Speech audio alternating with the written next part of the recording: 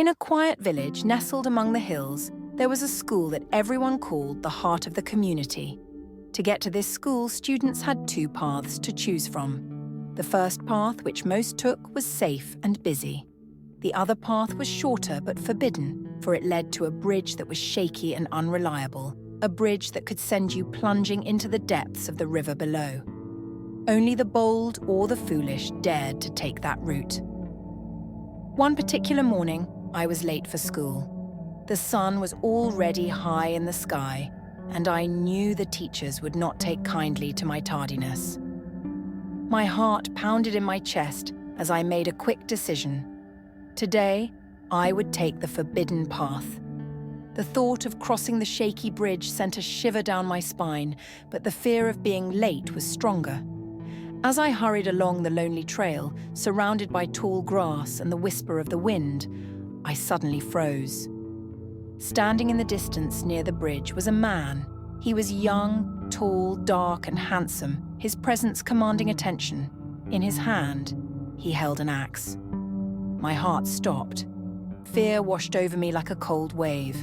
But then, as I looked closer, I saw that he was smiling. His smile was warm, almost kind. Still, I didn't dare to slow down.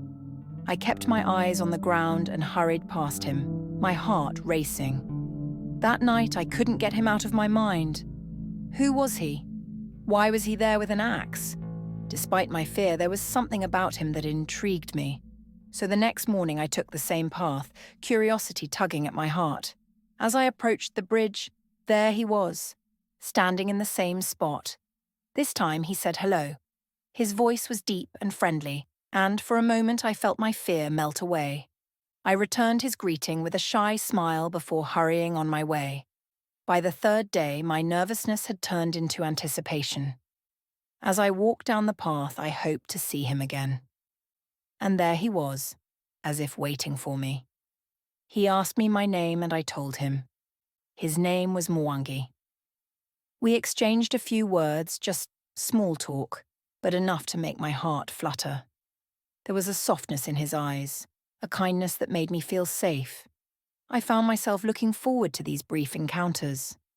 Days passed, and each morning I took the forbidden path, just to see him. I didn't tell anyone about Mwangi, keeping him as my secret. My heart had begun to beat, not out of fear, but out of something else, something I hadn't felt before.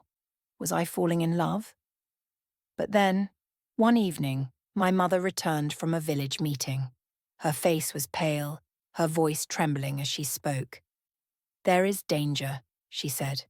"The police are looking for a young man with an axe. He has killed 3 people in the nearby villages.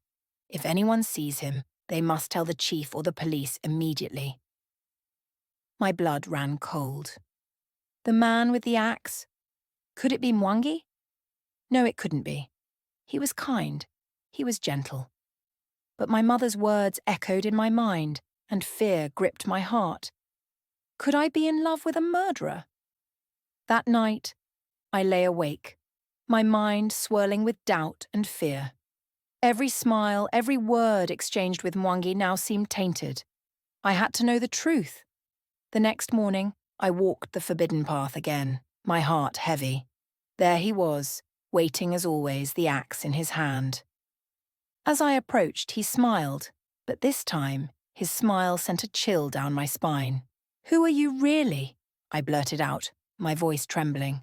"Why are you here every day with that axe?"